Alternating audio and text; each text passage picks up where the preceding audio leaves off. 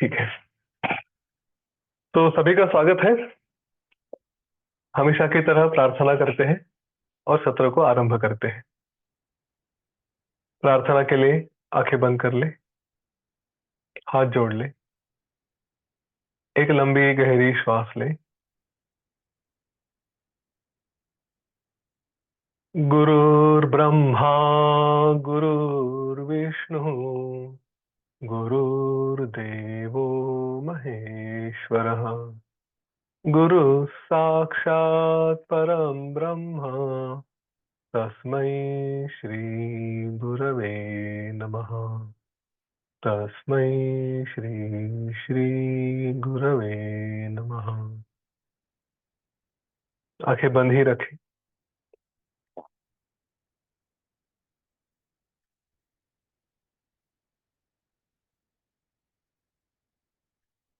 हम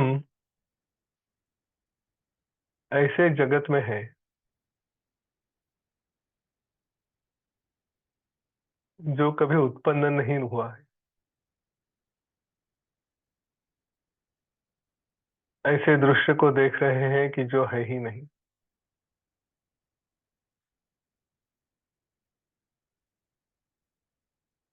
जिस मन का कोई अस्तित्व नहीं, उसी मन के कारण हम बहते चले जाते हैं।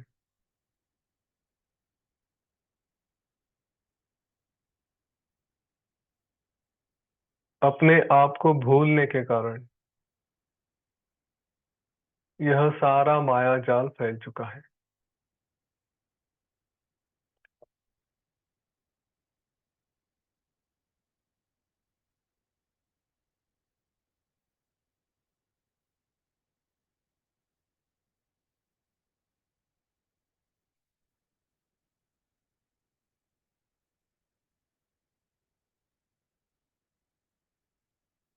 अब तो यहाँ से निकल जाए। अपने आप को पहचाने। जो निर्माण ही नहीं हुआ है उसे निर्माण हुआ इसे समझे है।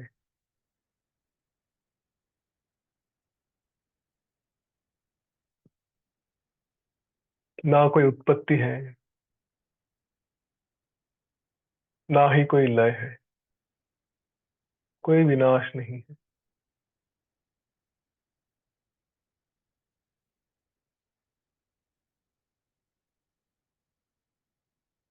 अभी हम चिकित्सा करेंगे कि जो नहीं है वो क्यों है, क्यों स्थिर रहता है, क्यों हम उसमें उलझते जाते हैं।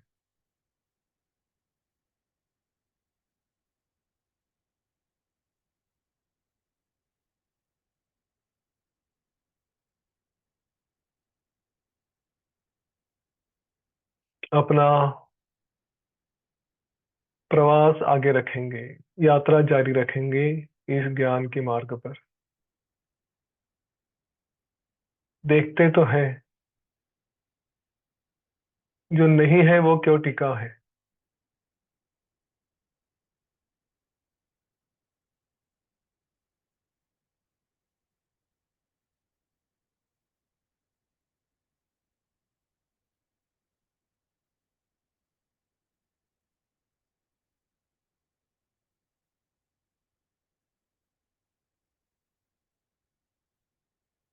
केवल एक देखने वाला बनकर, दृष्टा बनकर इस जगत को, इस दुनिया को देखें।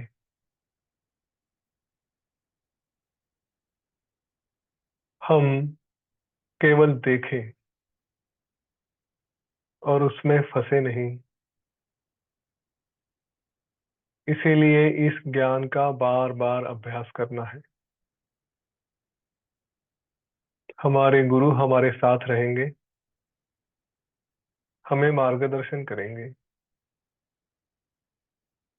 उस गुरु को प्रणाम करें।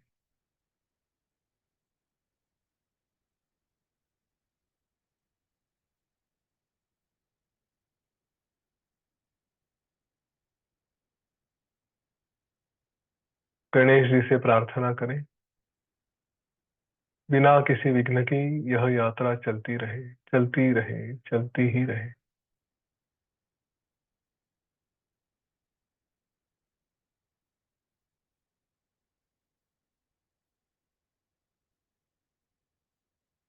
एक लंबी गहरी सांस ले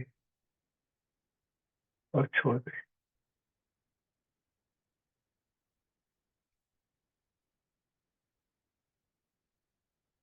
धीरे धीरे अपनी आंखें खोल दे।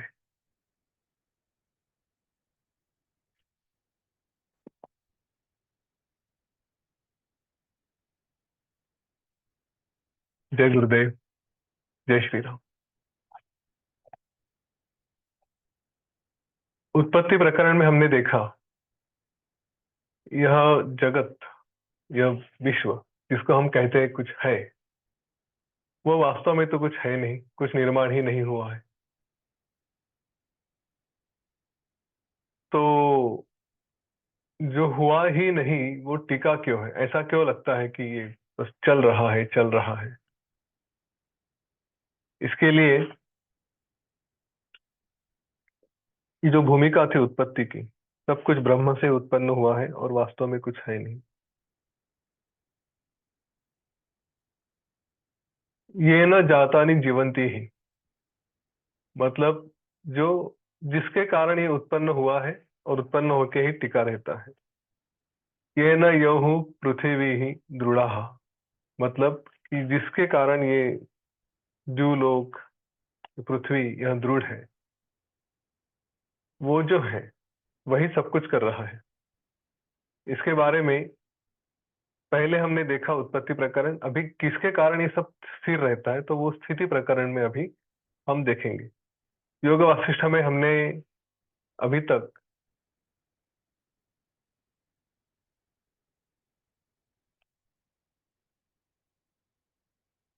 वैराग्य प्रकरण, उसके बाद मुमुक्ष व्यवहार, फिर उत्पत्ति, ऐसे देखे हैं। अभी हम स्थिति प्रकरण में देखेंगे। स्थिति प्रकरण अर्थ ही बताता है कि स्थित है, ये क्यों स्थित है, क्यों स्थिर है, उसके बारे में आज हम देखेंगे।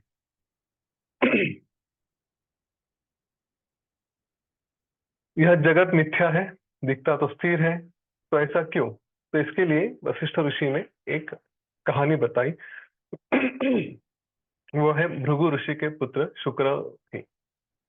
यही शुक्र आगे जाके शुक्राचार्य, जो दैत्यों के, राक्षसों के गुरु इस नाम से जाने जाते थे, वो बने थे। तो उनकी कहानी बड़ी सुंदर सी है, वो वशिष्ठ ऋषि ने बताई।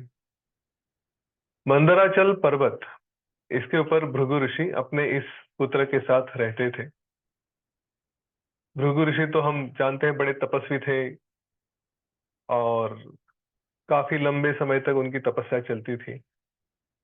उनका यह पुत्र भार्गव या शुक्र, ये उनकी सेवा में था। वहां पे बालक अवस्था में, बालक मतलब एकदम छोटा भी बच्चा नहीं, युवा, कि जिसमें थोड़ा सा ज्ञान आ चुका है, पूरा अध्यात्म का ज्ञान अभी तक प्राप्त हुआ नहीं है, ऐसे अवस्था में यह शुक्र वहां पे अपने पिता की सेवा में था। तो उसके लिए तो सारे सुख थे, फूलों की शैया थी, सब कुछ था। ऐसे अवस्था में वो वहां पे एक दिन बैठा हुआ था। अभी ऐसे करते करते एक दिन उसने देखा, आकाश में एक अप्सरा जा रही थी। विश्वाची उसका नाम था। ये अप्सरा बड़ी ही सुंदर थी, और उसे देखकर यह शुक्र उसके पीछे मोहित हो गया। इस सुकुमार शुक्र को देख वो विश्वाची अप्सरा भी मोहित हो गई। दोनों एक दूसरे की तरफ देखने के बाद प्रेम में पड़ गए। उसका सौंदर्य का वर्णन योग वासिष्ठ में किया है। सुरुचि, विश्वाची नाम की जो अप्सरा थी उसका। तो उसको देखने के बाद थोड़ी देर ऐसे ही बैठा रहा ये शुक्र, और फिर वो चली गई। इसने अपने मन को संभालने की कोशिश की, कुछ प्रयत्न किया, इंद्रियों को संभाला, मन को संभाला कि चलो छोड़ो, गई, इस तरह से उसके पीछे नहीं लगना चाहिए। लेकिन इसका ज्ञान कच्चा था, आधा अधूरा था। तो उसी जगह उसने आंखें बंद कर ली और अपने मन से ही उस अप्सरा का विचार करने लगा। अभी ऐसा विचार करते करते उसने अपने ही मन में देखा कि वह भी अपने स्थान से उठकर उस अप्सरा के पीछे आसमान में जा रहा है। जाते जाते जाते जाते वो अप्सरा स्वर्गलोक में पहुंच गई। यह भी स्वर्गलोक में पहुंच गया। स्वर्गलोक में पहुंचने के बाद इस वहां पे अनेक विद्याधर ऋषि, इन सबको इसने देखा। और इस तरह से वो उसके पीछे पीछे पीछे पीछे चलता जा रहा था। तो स्वर्ग का जो वर्णन है कि वहां पे उसने अनेक अमृत की नदियां देखी और देवताएं देखी। ऐसा करते करते वो फिर जाके पहुंचा इंद्र की सभा में। इंद्र की सभा में उसने देखा अनेक देवतागण थे, सबको प्रणाम किया। स्वयं इंद्र ने उठकर उसका स्वागत किया और कहा कि हे भृगुपुत्र, आओ हमारे साथ बैठो, और अपने बाजू में उसको बिठाया। स्वयं इंद्र का जैसे पुत्र होता है वैसे ही उसका बाकी लोगों ने लालन पालन किया। फिर थोड़ी देर वहां पे बैठने के बाद ये अपनी जगह से उठकर खड़ा हो गया और थोड़ा स्वर्ग देख कर आते हैं, इस दृष्टि से स्वर्ग में घूमने के लिए चला गया। जैसे ही वो घूमने के लिए निकला तो जाते जाते जाते जाते स्वर्ग का वर्णन जो है वैसे ही उसने देखा। एक स्थान पे उसे अप्सराओं का वो ग्रुप समूह दिखाई दिया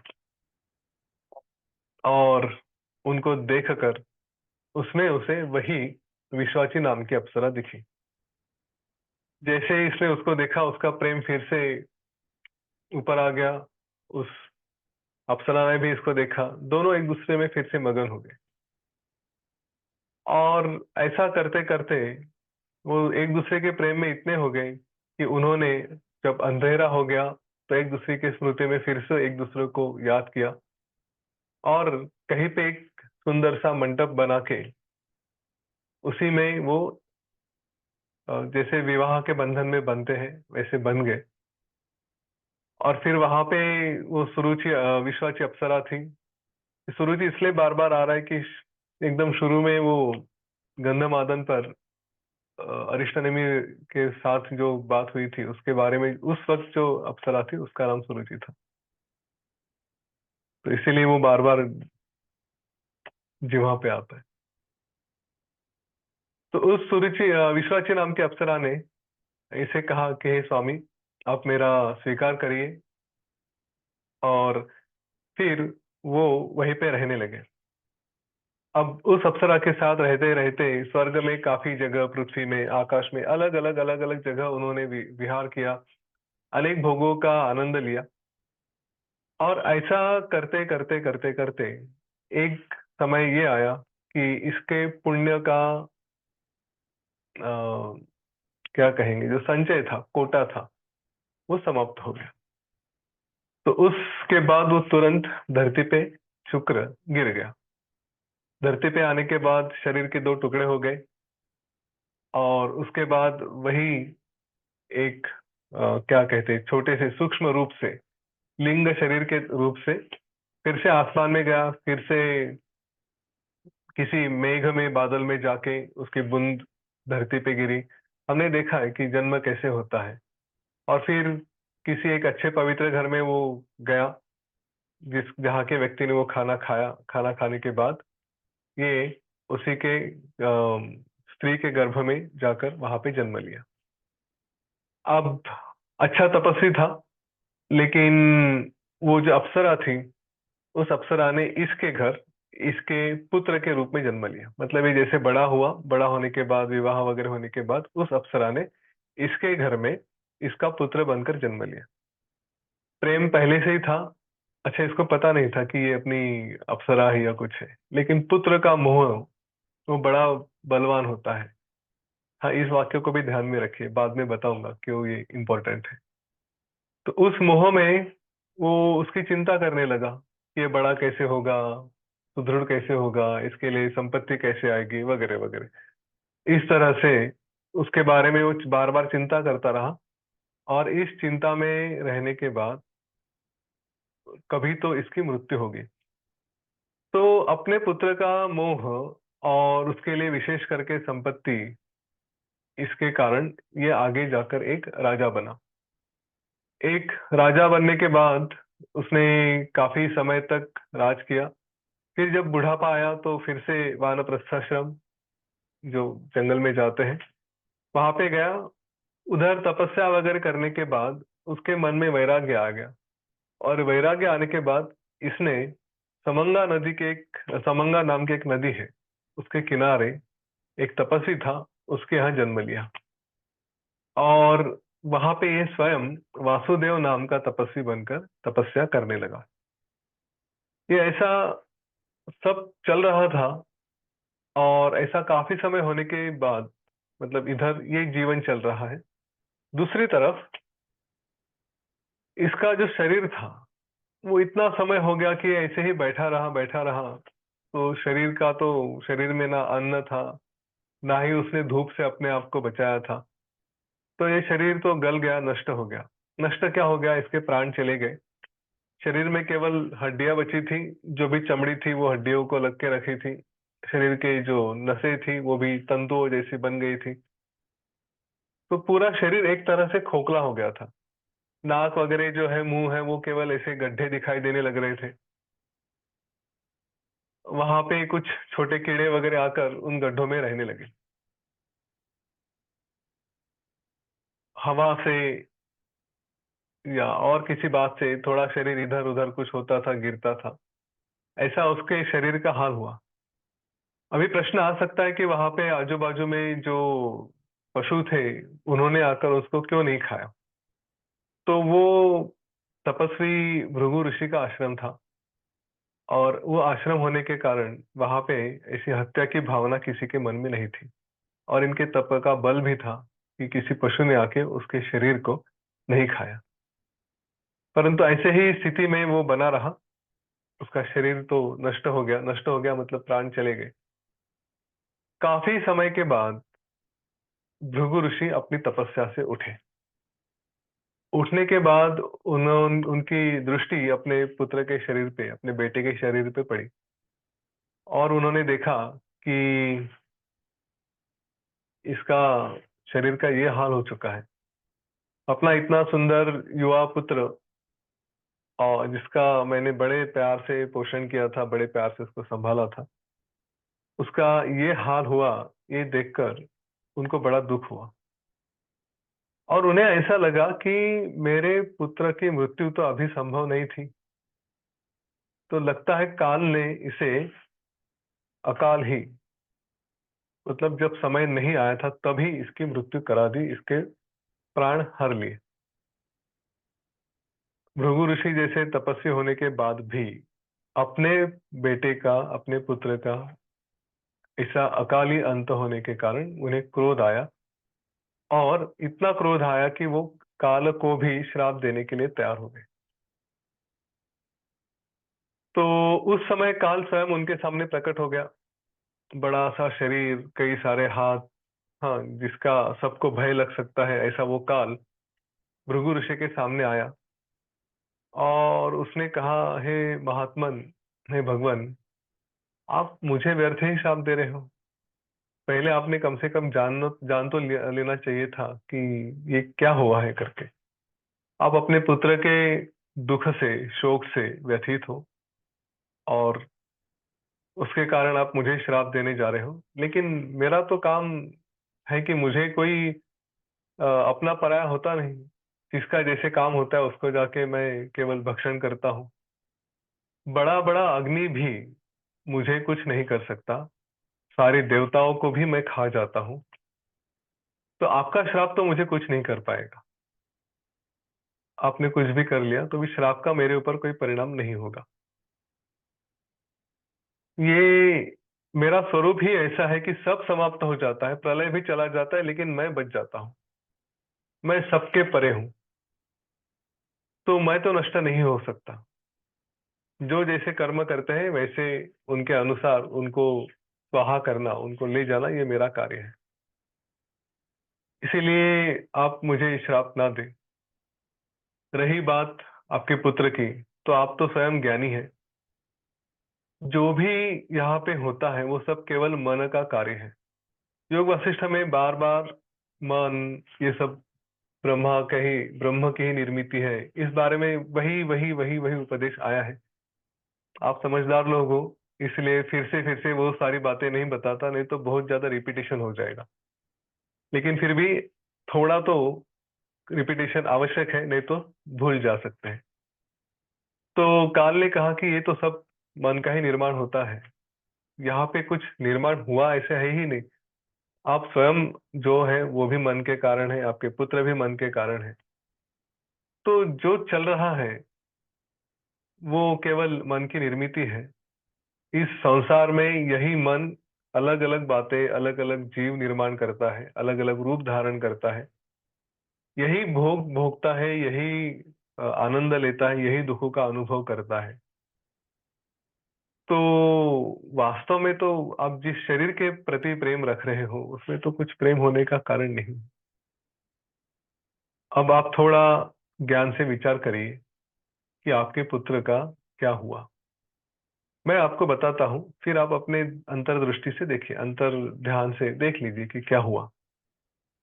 हमने अभी जो बात कही थी कि इनके पुत्र की, शुक्र की, हमने केवल 2-3 ही जन्म के बारे में बात की। तो काल ने कहा कि इसने कई सारे जन्म लिए हैं, इतने जन्म इसके हो चुके हैं कि कहीं पे ये कोई प्राणी था, कहीं और था, कहीं कुछ था। तो अभी ये सब करने के बाद, जिसमें आधा सतयुग बीत चुका है, ऐसे अवस्था के बाद अभी ये समंगा नाम के नदी पे एक वासुदेव नाम का युवक बन के तपस्या कर रहा है। और वो अभी पूर्ण ज्ञान से युक्त है, मतलब उसको सारा ज्ञान हो चुका है, क्योंकि वो तपस्वी है और काफी समय से तपस्या कर रहा है। तो मेरी इस बात का अगर आपको विश्वास नहीं हो रहा है, तो या अपने आप को एक बार कंफर्म करने के लिए आप ध्यान लगा के देख लीजिए। आप तो ज्ञानी हैं, आप सब जानते हैं। उसके बाद भृगु ऋषि ने अपनी आंखें बंद की और शुक्र का प्रवास कैसे कैसे हुआ वो देखा। उन्होंने देखा कि ये यहीं पे बैठा हुआ था और उसको वो अप्सरा दिखी, उसके पीछे गया, स्वर्ग में रहा। हाँ, एक पिता अपने पुत्र का जीवन देख रहा है कैसे कैसे हुआ है करके। ठीक है, तो उसने क्या क्या किया, कैसे फिर वहां से अगले जन्म में आए, ये सारी बातें उन्होंने देखी।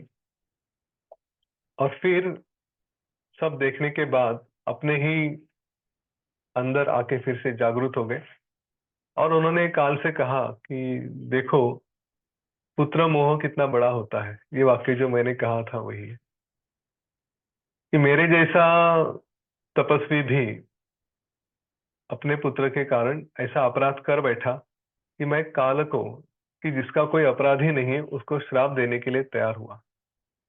जहां पे क्रोध करना चाहिए वहां पे क्रोध सही है, जहां पे दंड देना चाहिए वहां पे दंड देना सही है। लेकिन अनुचित जगह जो गलत है, ऐसे स्थान पे जाके किसी को क्रोध से श्राप देना या कुछ करना, ये सही नहीं।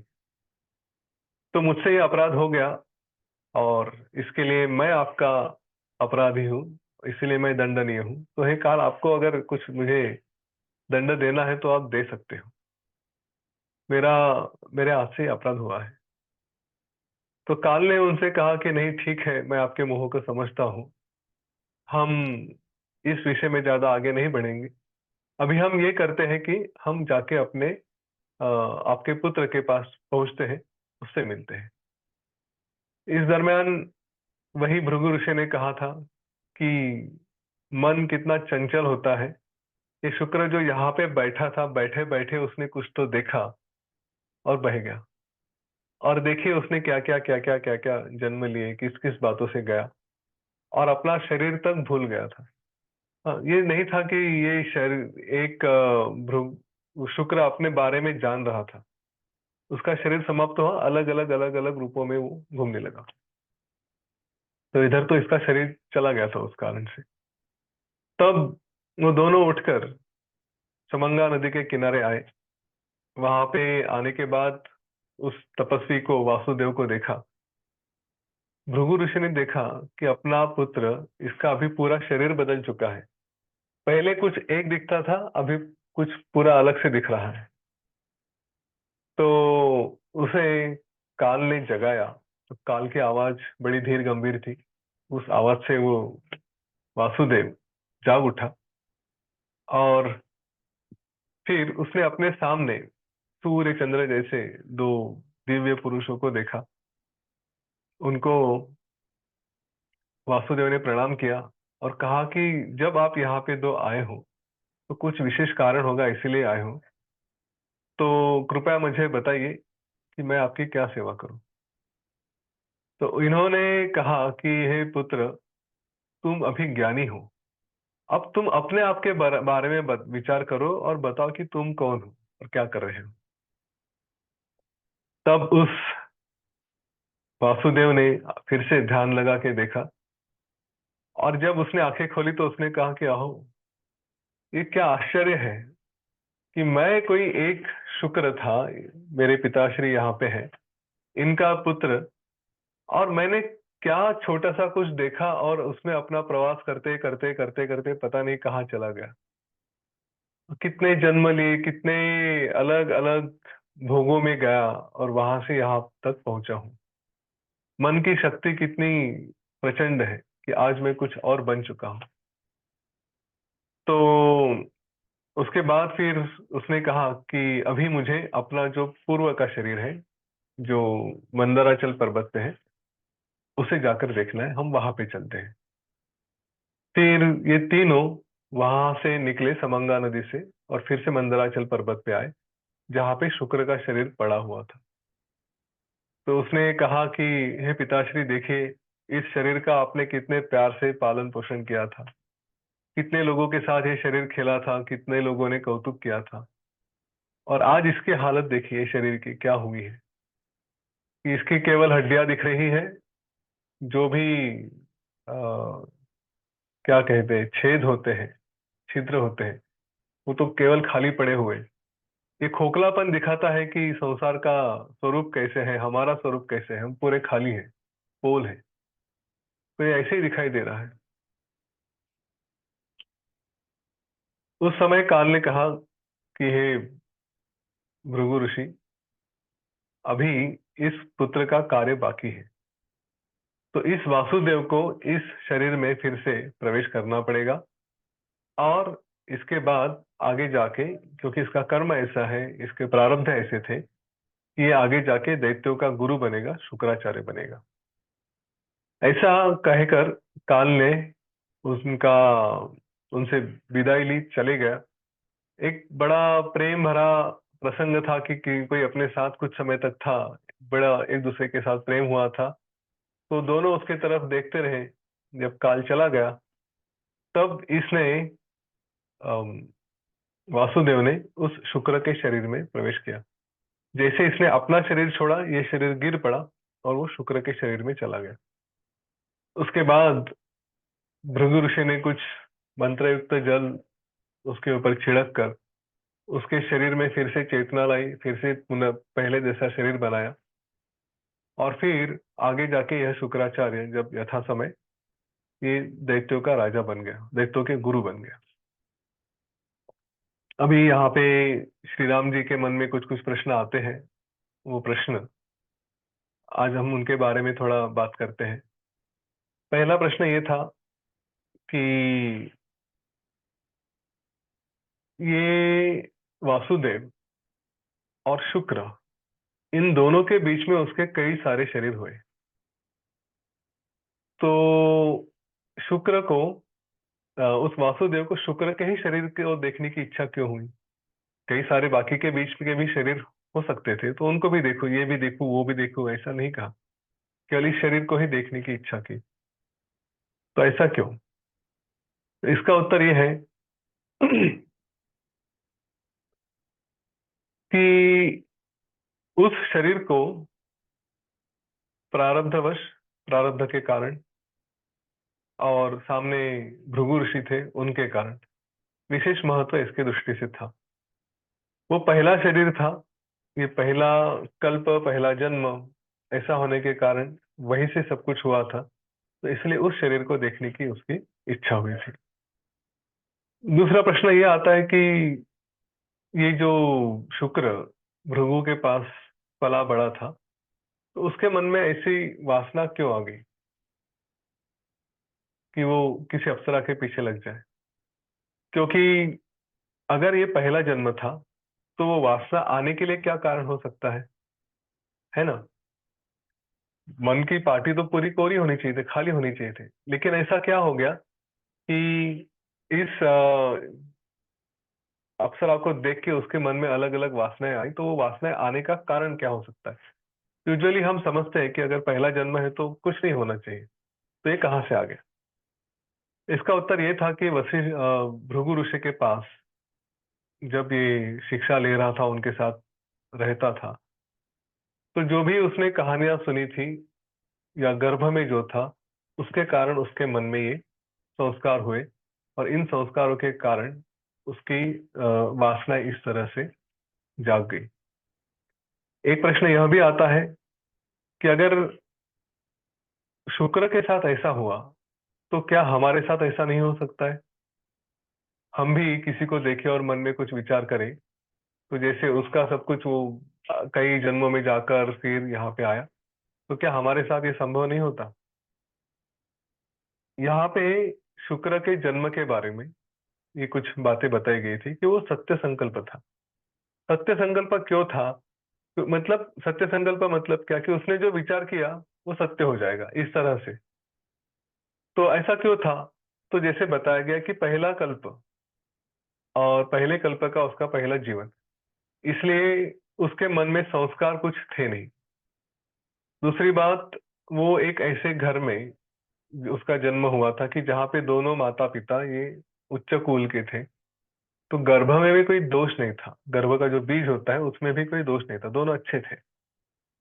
तो इसलिए उसके संस्कार भी वैसे अच्छे रहे थे, और उसके कारण जो विचार कर सकता था वो हो सकता था। अभी इसमें हमारे साथ यह हो सकता है या नहीं हो सकता है, इसके बारे में अगर प्रश्न आता है, तो ये ऐसे किसने कहा कि नहीं हो सकता करके? इसमें भी वशिष्ठ ऋषि ने थोड़ा कठिन, थोड़ा समझने में मुश्किल ऐसा एक उत्तर दिया था, लेकिन हम उसको देखते हैं, साधारण भाषा में बात कर सकते हैं कि आधुनिक विज्ञान मानता है कि हमारा हर विचार अपना अपना विश्व निर्माण करता है। हाँ, उसको क्वांटम मैकेनिक्स के भाषा में ये कहा जाता है कि every thought is a new world. वो अपने लिए अपनी पृथ्वी बनाएगा, सारे क्या कहेंगे, लोग, सृष्टि वगैरह। जैसे हमने वो विदुरथ की कहानी देखी थी ना, पद्मराजा का अगला जीवन, वो मृत्यु के समय देखता है। मैंने उसी समय यह भी कहा था कि अभी भी का भी विचार, एक विचार आया तो उसने अपना अगला विश्व निर्माण कर दिया। ये संभव हो सकता है। अगर ऐसा है तो हम एक दूसरे के ये क्यों नहीं देखते, विचार क्यों नहीं देखते? तो क्योंकि जैसे हम स्वप्न में हम एक दूसरे के स्वप्न नहीं देख सकते, वैसे ही एक दूसरे के विचारों को भी नहीं जान सकते, तो एक दूसरे का जगत नहीं देख सकते। मतलब हम यहाँ पे हैं, तो जैसे सैनिक होते हैं, उनका उदाहरण दिया है कि दिन भर लड़ेंगे तो एक ही उद्देश्य से लड़ेंगे। रात को जब सो जाते हैं तब स्वप्न आते हैं, तो स्वप्न में अलग अलग तरह से युद्ध करते होंगे, लेकिन शत्रु भी एक ही होता है, और लड़ने वाला जो ग्रुप है वो भी एक ही होता है। तो इसलिए उनकी भावना एक है, लेकिन जग, स्वप्न अलग अलग होते हैं। तो इस तरह से ये हम जो है एक दूसरे की जगत नहीं देख सकते। आपका विश्व अलग होगा, मेरा विश्व अलग होगा, लेकिन फिर भी हम उनको देख नहीं सकेंगे। बट सबकी जो देखते, जिसको समष्टि कहते हैं, वो एक होती है। तब श्री राम जी ने पूछा, अगर ऐसा है तो गुरु में तो इतनी शक्ति होती है कि वो शिष्य के मन के अंदर झांक कर वो देखते हैं कि अरे इसको क्या चाहिए, और उसको फिर मुक्ति का उपदेश करते हैं। अभी अगर ऐसा नहीं कर सकते, तो गुरु तो शिष्य को मुक्ति नहीं दे सकते। अगर ये गुरु शिष्य को मुक्ति नहीं दे सकते या उपदेश नहीं कर सकते, तो इस गुरु को स्वयं को भी उनके गुरु ने जो उपदेश दिया था वो भी पॉसिबल नहीं है। तो इसका अर्थ ऐसा है कि फिर यहाँ पे किसी को मोक्ष मिलेगा ही नहीं। तो ऐसे कैसे संभव हो सकता है? तो इसका भी सुंदर उत्तर वशिष्ठ ऋषि ने दिया। उन्होंने कहा कि जब दो सत्वशील मन इकट्ठा आते हैं तब वो मिल सकते हैं। जो मलिन होते हैं वो शुद्ध से नहीं मिलते। ये कोई बड़ी बात नहीं है, हम अपने आप में देखते हैं। जब हम किसी से मिलते हैं तो हमें पता चल जाता है कि इसका मन, इसकी एनर्जी, जो विचार है वो, और हमारी चेतना एक दूसरे से मिलती है तो प्रेम होता है। नहीं तो अपने आप वो फीलिंग आ जाता है कि अरे इसमें कुछ तो गड़बड़ है, ऐसा लगता है कि इसके साथ नहीं रहना चाहिए। तो मलिन मन एक इकट्ठा नहीं आ सकते। तो वैसे ही शिष्य जब बोध के कारण, उपदेश के कारण उसका मन शुद्ध हो जाता है, तो गुरु का और उस शिष्य का मन ये एक दूसरे को देख सकते हैं। क्योंकि गुरु की शक्ति ज्यादा होती है, चेतना ज्यादा होती है, वो शिष्य के मन में जाकर देख सकता है कि उसके मन में क्या चल रहा है। ये गुरु के पास उतनी शक्ति होती है। हम भी एक दूसरे के मन को कभी ना कभी ऐसे समझ जाते हैं जब एक ही स्तर पे होते हैं, प्रेम में रहते हैं, एक दूसरे के बारे में विचार करते हैं। छोटा सा किस्सा बताया जाए तो कल कल परसों की बात थी। रात को खाना खाने के बाद मैंने ऐसे ही बोल दिया, खाना खाने के बाद कुछ तो थोड़ा सा मीठा चाहिए होता है, जैसे गुड़ वगैरह कभी खा लेता हूँ।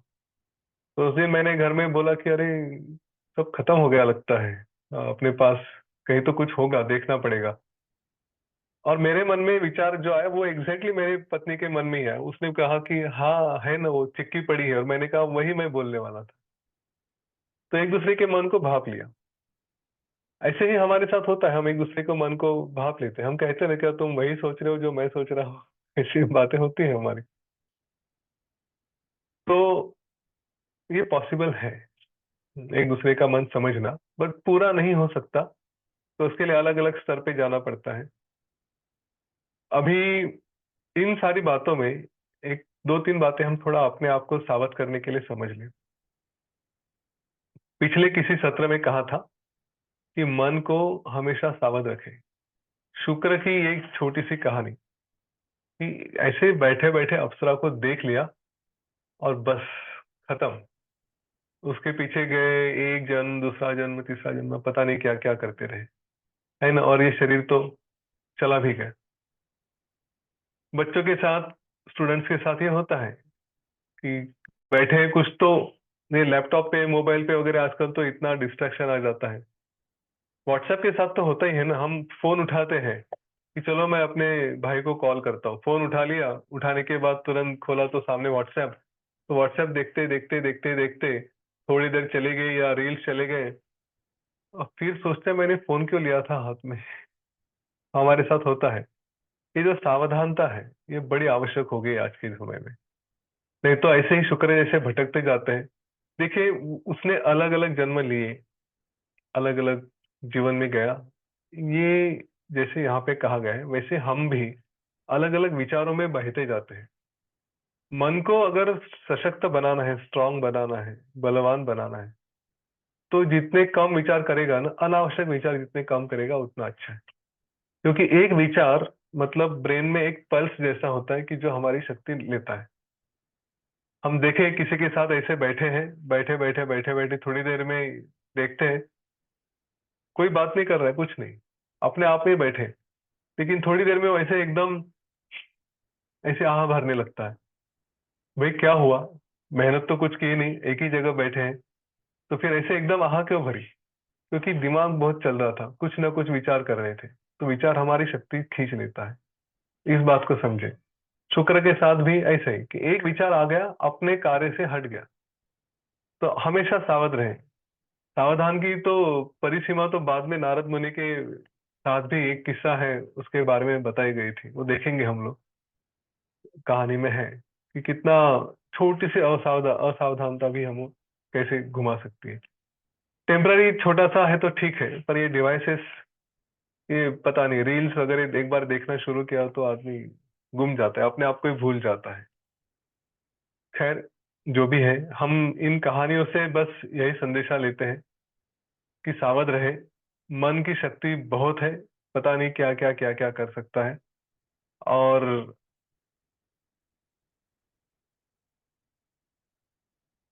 समान विचार वाले मन, हाँ, ये एक दूसरे से मिल सकते हैं। तो आज कितना समय हुआ, चलो आज यहीं पे रुकते हैं। मैं अभी जस्ट, मुझे अपेक्षा नहीं थी कि इतना समय लगेगा बस से आने के। जो जर्नी 4.5 घंटे में होना चाहिए था, उसको 7 घंटे लग गए करीब करीब। तो इतना, इसलिए दौड़ता भागता आना पड़ा। खैर, आज के लिए रुकते हैं, मेरे पास कुछ प्रश्न तो आए नहीं अभी तक। लगता है सारे प्रश्न अभी समाप्त हो गए। तो चलो, अच्छी बात है। थोड़ा विचार करते रहे, मनन करते रहे। हाँ, उल्टे सीधे जैसे भी प्रश्न आए वैसे आने दे, लेकिन मनन ये आवश्यक है। ठीक है, आज के लिए रुकते हैं। आपके यहाँ अगर कोई किसी के प्रश्न है तो लेंगे, नहीं तो फिर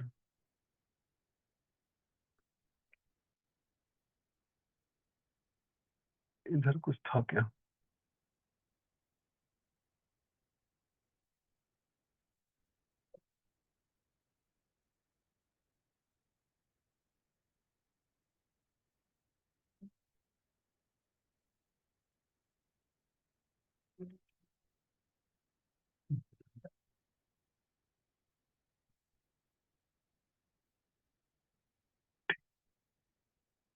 ओके, चलो प्रार्थना करते हैं सबके लिए। सबका कल्याण हो, ऐसे मन से प्रार्थना करते रहे हमेशा।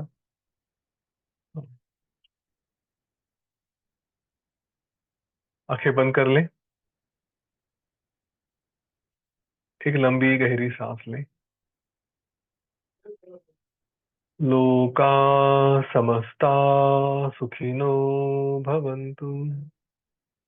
लोका समस्ता सुखिनो भवन्तु। लोका समस्ता सुखिनो भवन्तु। ओम शांति, शांति, शांति। सकलमंगलं भवन्तु।